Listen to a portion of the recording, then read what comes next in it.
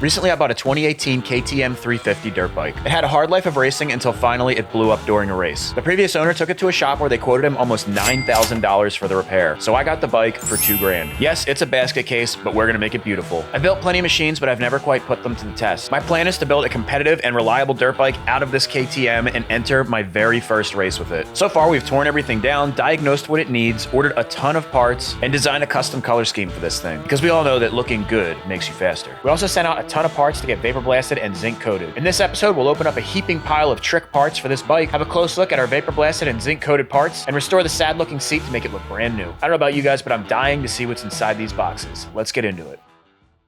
You know, really, I was just stacking up all these boxes for the thumbnail, and the thumbnail turned out great, I think. And I'm just too impressed with the size of the pile of these boxes that I had to share it with you guys. This is literally like a wall of boxes. You gotta be careful here. We can't touch it because it's like teetering and the parts are still in the boxes. I was gonna fake you guys out and do the empty boxes just for the thumbnail, but I had to be genuine, man. I started stacking it up and I was just like, holy crap. But what an exciting day, dude. I'll be honest with you, I'm not even sure what's in these boxes. I don't know if everything has come yet. I know a part of this order is at the dealership. We actually have to go to the dealership and pick some of the stuff up. But I don't know what's in these boxes. So I think what I'm gonna do is just open them on up in a time lapse. We'll get all the parts out and I'll just go ahead and show you guys what we got because man, there's gotta be some good stuff in there. We've got other stuff too. We've got our vapor blasted stuff here and we've also got the zinc coated parts in there also. So we'll go over all that stuff in just a minute. But for now, I gotta open up these boxes.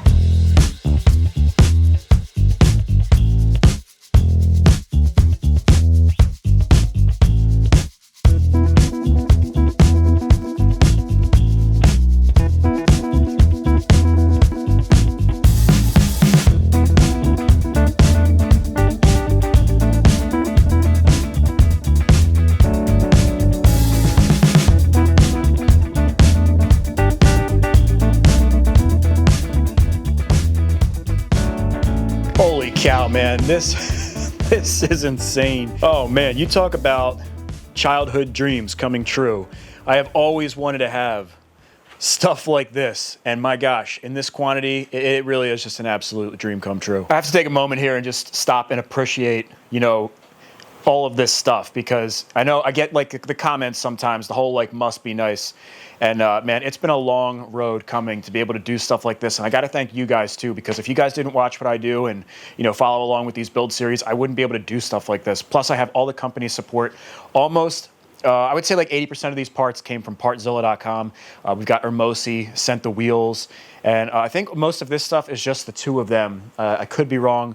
There's a lot of companies helping out with this build, but just absolutely awesome. And I'm so happy that I can share it with you guys. So let's just run down the line here. If we were to go through all this stuff one by one, this video would be like 3 hours long.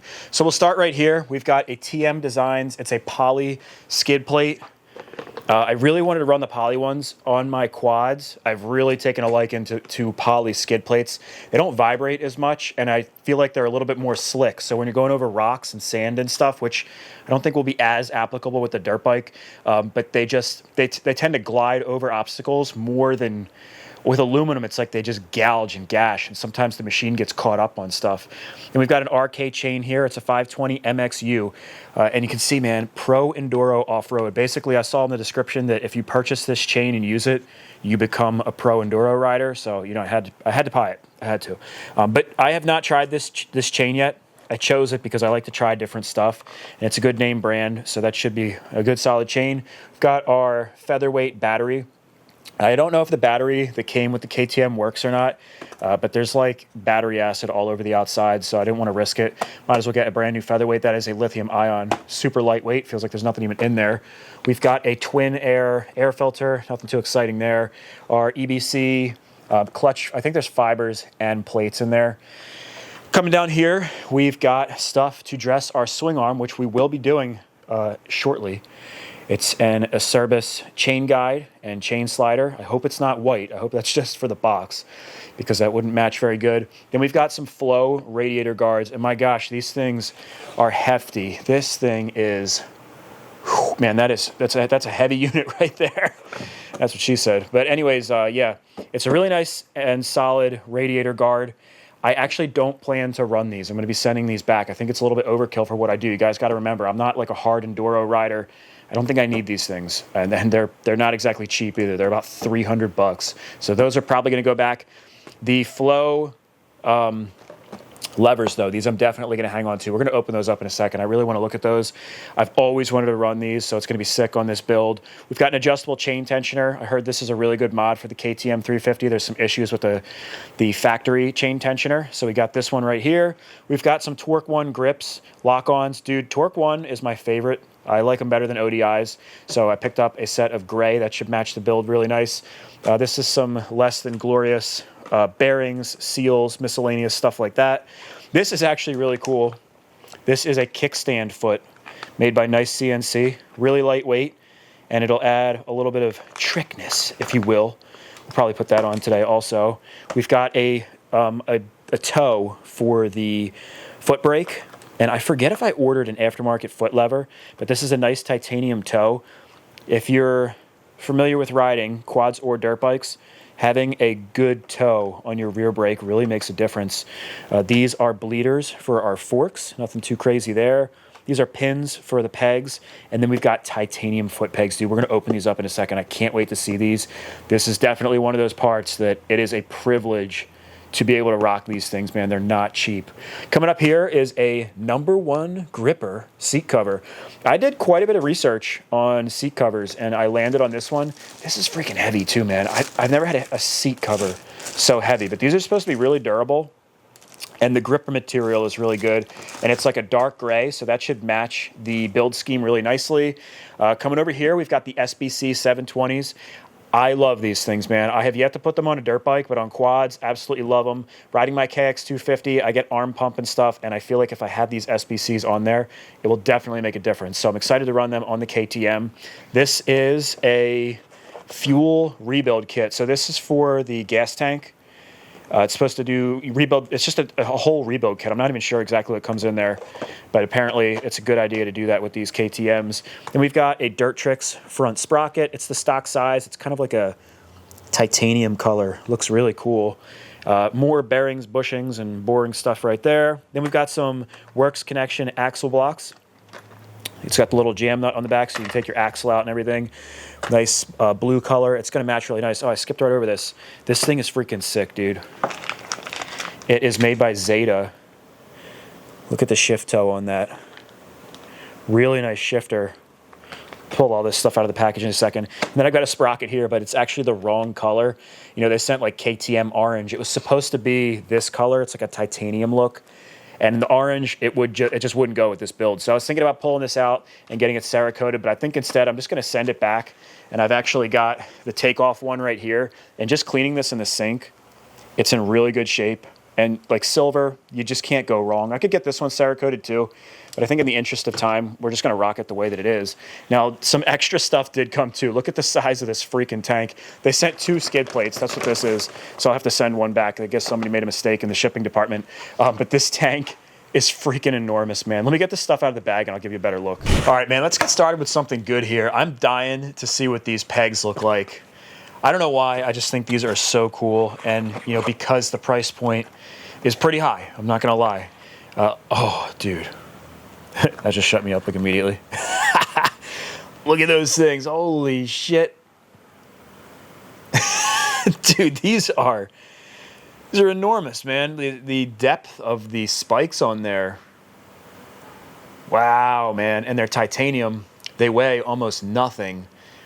In fact, hang on a second. I've got the stock pegs right here. And you can see if we put them side by side, the stock pegs are just slightly longer, but you can see the width quite a bit wider on the titanium pegs. And really the biggest difference though is the spikes. My gosh, just drastically different. And they are definitely a little bit lighter, not drastically lighter. Oh, what the hell, let's get the scale of doom.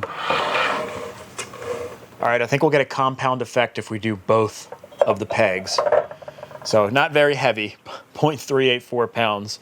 Like how much are we really saving here? 0.384 was it? And these are 0.312. So not very much weight, but still a little bit of weight savings, and everything counts. And to go along with those titanium foot pegs, we've got the Enduro Engineering toe. Very, very similar construction with those real deep. They're pretty sharp too, man. This is going to be awesome. And it just looks cool, man. With the titanium look and that like rainbow burn color. You can see those, look at the welds. Awesome little piece. And these are pretty affordable. I think this was about 30 bucks. All right, I want to see these levers. We've got the Flow Pro 160. Oh yeah. I've never, ever had these. These are like top of the line, man. They twist, I think, down, and I know they go out. They're like the unbreakable lever style. Oh, there we go. They fold up too. So if you fall over, these are going to be pretty difficult to break or bend. And of course, you've got the adjustability back here. And they just look really nice. They've got a little bit of a texture to them. And it's like basically a two-finger. It'd be kind of cool if they were both shorties. I wonder if they sent the wrong one. Unclear. And sticking with controls, let's look at our shifter. This thing looks really, really cool. A nice shifter makes a big difference. If you have a crappy shifter, it's all about like the feel. And having a nice shifter with a real gnarled shift toe like this definitely makes shifting a lot better. This thing is really nice. Please apply Loctite on bolt before use. It's interesting how KTM has the like all-encompassing design, where it's not split design. You know, like the Japanese bikes, they have like the pinch bolt on the back. I don't know if other KTMs are like that. I'm not too familiar with KTMs. Usually I'm working on Japanese bikes. I don't know whether this is a better design or the Japanese version is better. Very nice though, and it looks like this is adjustable. You can see it's almost like a cam. I wonder if you can loosen that up and spin, if you roll it forward, make the shift toe just a little bit further forward. All right, moving on down the line, we've got our Hermosi SBC 720 or 720 SBC. If you're familiar with the channel, I've done quite a few of these, so we're not going to spend too much time on this. These are an excellent product, though, on all of my quads, pretty much. Anyways, I have these. They're excellent, man. They're anti-vibe stabilizers, and they save your arms from arm pump and your forearms from getting fatigued. So much, dude. These things are absolutely awesome. These are the V2s. They're a little bit more lightweight. They made the hardware a little bit smaller. You can get these in different rubbers as well. If you get the blue rubbers, it's a little bit more firm, and the yellow rubbers are a little softer. I do plan to run the blue rubbers, which are going to come separately, make them just a little bit more firm. I think for a dirt bike, that's going to be a little bit nicer. And then this is actually a really cool piece that I didn't even know existed. I was searching for, you know, just KTM parts in general. In eBay, they kind of like recommend parts to you. And this is one of the things that popped up. It is the foot for our kickstand. I'm gonna give you guys a little sneaky peeky here of our Cerakoted parts. So I got some of it back. It's not all back. We're not gonna go on do that on this episode just yet. But this piece I will show you. This is one of the pieces that they finished early. It's our kickstand in that blue titanium. It came out really, really nice. And then I got rid of the, it's like a plastic kind of rubber boot that goes on there from the factory. And I've got this nice blue one. And basically all of the blue pieces, they should, I'm hoping, come together on the machine. You know, we've got a little bit in the shifter, a little bit on the foot peg, and just here and there, there's like blue touches. And we've got the axle nuts also, or the blocks. They're blue also. So just having those little touches here and there should bring the build together. I think it'll look pretty nice. Here's the original foot right here. And you can see the aftermarket one has a much bigger footprint, which should help for like if you're going down into sand or soft dirt or anything. A lot of times I put the kickstand down and I'm like watching the bike for a minute because I'm afraid this is going to sink into the ground. So I don't know if it'll be better or worse because the plastic one's like a little bit grippier, but they're pretty much about the same. I think this will be better overall. And you can order the plastic ones also in aftermarket. I could have got this in blue too. I just thought the billet one was a little bit more trick. So I think this is as easy as just pushing it in. That's what she said. Actually, before I put this in, I put a little bit of Loctite on the bolt for the jam nut. Last thing we need is the foot falling off of our kickstand. And then it just pushes in here like so. It actually lines up nice and flat See the little flat face there? Get that to line up with the face of the kickstand. And then I'll just snug this down, and I think that's pretty much all we have to do. All right. That's pretty sick, dude.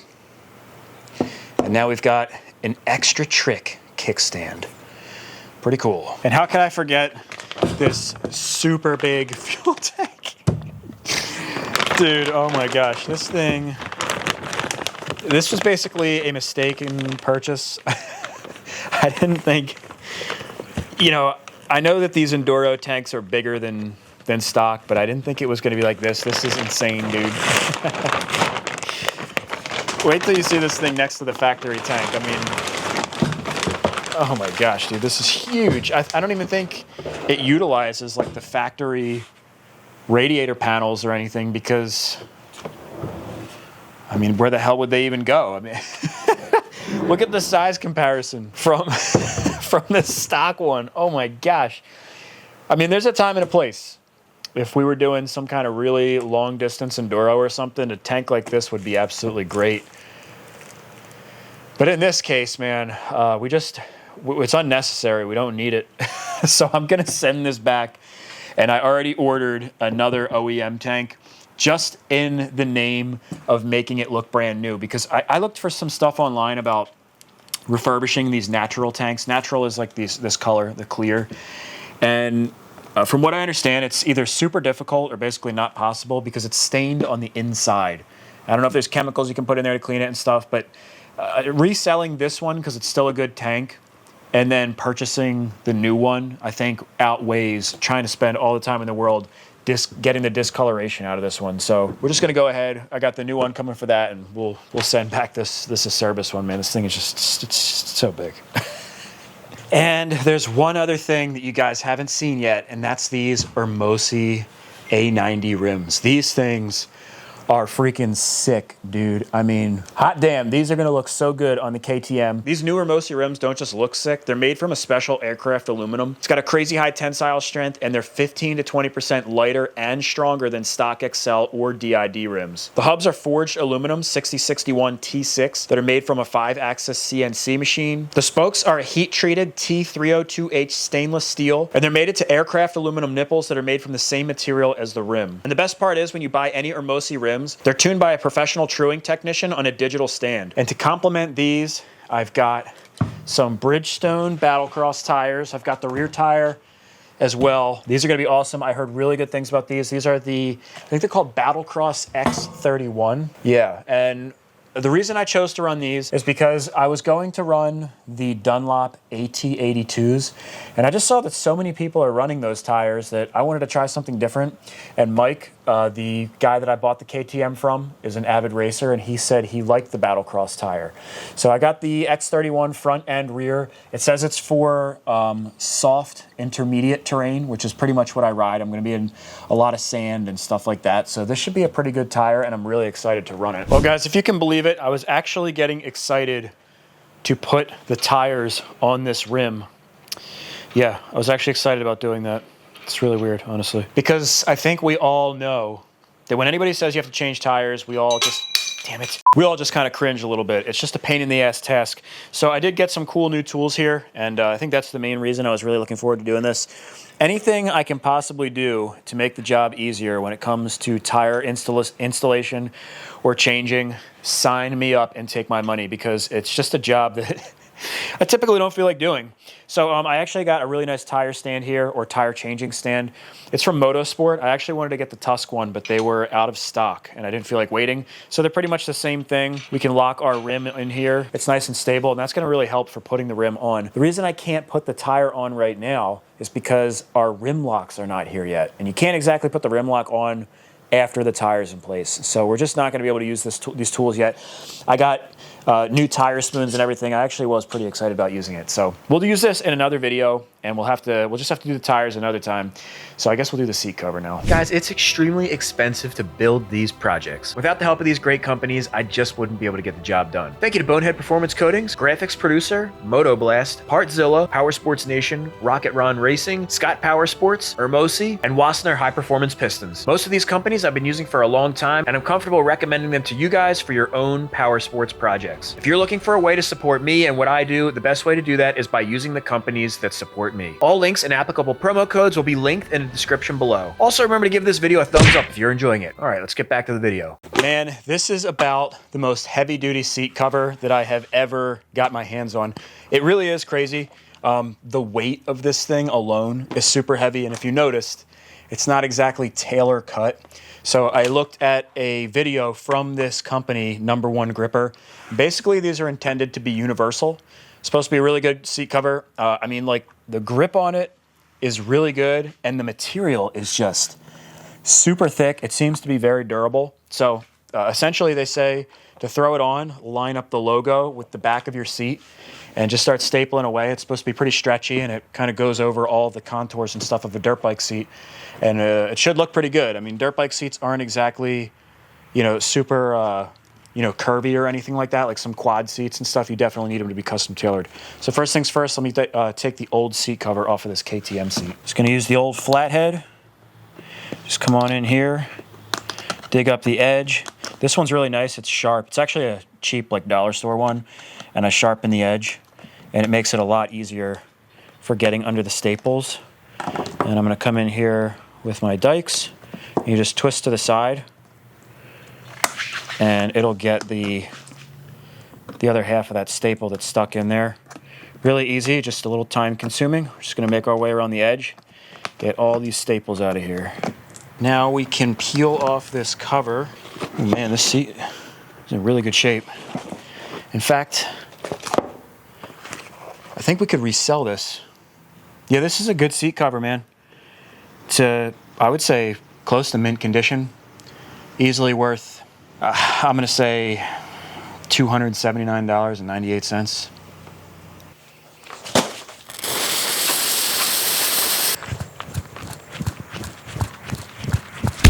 The seat foam is legitimately in really good shape on this thing, though. Minimal stainage. Oh, Mike, you call that a full restoration and it's dirty under the seat cover. Shut up. Easiest way to clean the seat pan. I'm gonna take some awesome degreaser, get her on there. Try to not hit the seat foam. If you can, sometimes you can peel the seat foam off. This one, it's kind of stuck on there. So I'm just gonna do my best to avoid getting that part wet. And a big bristle brush like this kind of gets in all the nooks and crannies and the grooves a little bit easier than if you have like a smaller brush. So we're just gonna get all that grit and grime off of there, because nobody likes grit and grime. Nobody. I don't know, maybe some people do. Holy crap. The edge just got a little bit more wet than I like, so I've got it sitting right here. We'll leave it out in the sun for a couple hours, but in the meantime, we can look at our Vapor Blast and our Zinc, because it's freaking sweet.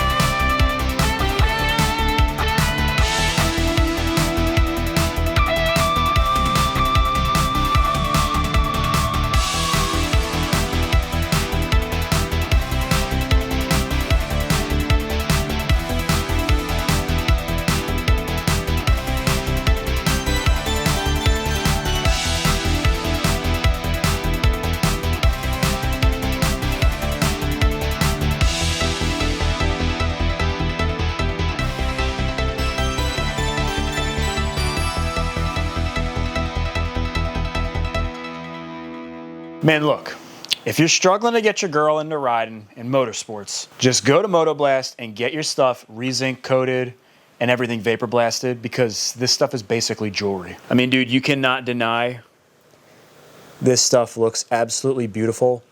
This color, the yellow zinc, comes out like almost like a rainbow gold, is my favorite color. It just looks so cool. I did yellow zinc on everything for this build, because we weren't trying to make it like OEM. This is vapor blasted parts, these silver things. Back here is the titanium blue color. Almost all the pieces are back from that. We still have the fork tubes. I had to wait for them to come back, and I sent them out. And we still have our bronze Cerakote. Swing arm, vapor blasted, literally looks brand spanking new. If it weren't for these little imperfections, which is just from vibrations from the plastics, oh man, it looks so good. And then coming over here, we have the cylinder. Looks beautiful. Cases literally look better than brand new. And James over at Motoblast even put a new sight glass in here. Really, really, I mean, you just can't beat the look. It does have a shinier appearance than OEM, and this is less porous once it's vapor blasted, so it won't stain as easily and it stays cleaner much, much longer. It doesn't oxidize as quick. It's just an excellent, excellent thing to do when you're restoring stuff. I really can't speak highly enough about the work that they do over at Motoblast. I am just astonished every single time that I get these bolts back. You'd think, you know, after doing a few of these projects, you'd get a little bit numb to it, but every time, man, I just open up these packs of bolts and I'm like, oh, it's just awesome, dude. So if you guys want to get the same kind of work done for your project, you can hit up Motoblast at njvaporblast.com. You can also find them on Instagram as well, and make sure you let them know that Mike Sabo sent you. It is an excellent service. Highly recommend. And of course, as far as the Cerakoted parts, that is boneheadperformance.com. They also do tremendous work. We're gonna see a little bit more from them in the coming videos. You know, I might have just thought up the most incredible idea ever thought of in the world of gearheads, power sports, and anything that goes fast. You know those resin tables? What if you made a resin table filled with zinc coated bolts? That would be the coolest workbench of all time. I swear if you steal my idea, I will. And now, unfortunately, I have to undo all the work that I just did laying out our parts. All right, our seat is nice and dry now. I'm gonna be using a pneumatic staple gun. This Arrow one is freaking awesome. I'll have this linked in the description below. And I'm using T50 staples, 3/8 of an inch. That seems to be the magic length. That's what she said. Really, because the 1/4 inch, it's just like not long enough. And if you go 1/2 inch, it can actually poke through and jab your leg. So you don't want to be doing that. 3/8 is that's just what I found to be the best. Normally, I would also put my cover in the dryer, and that heats it up and makes it a little bit more stretchy. This is a pretty stretchy cover to begin with, so we're just gonna go cold and see what happens. So we're gonna take that #1 decal and line it up with the back of the seat. This is the first time doing one of these covers, so bear with me. So we'll get it right there in the middle, flip it over, and get it started from the back.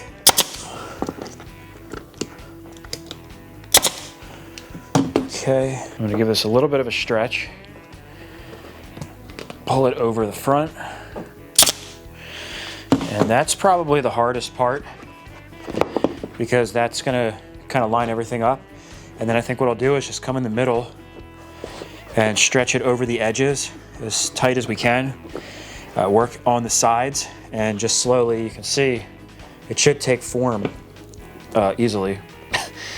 Wishful thinking, but yeah, let's just go ahead and we'll see what happens here.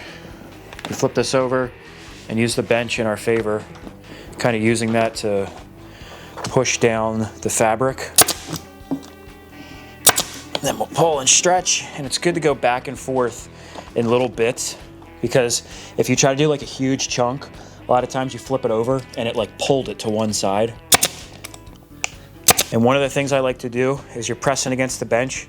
That's gonna help you stretch the fabric, and then use the nose of the gun to kind of press and drag the material, and that stretches it just a little bit further. And then just keep flipping it over and checking, making sure it looks good. I think we've pretty much got this thing beat.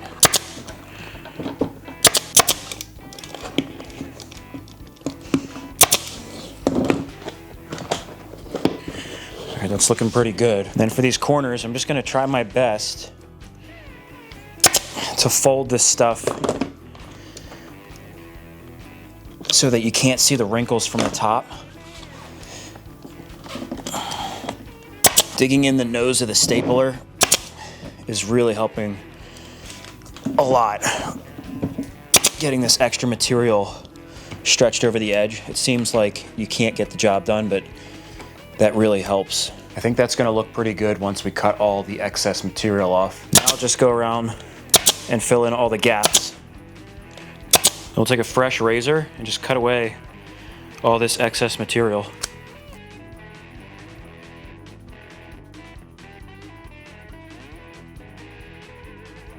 All right, actually came out pretty nice.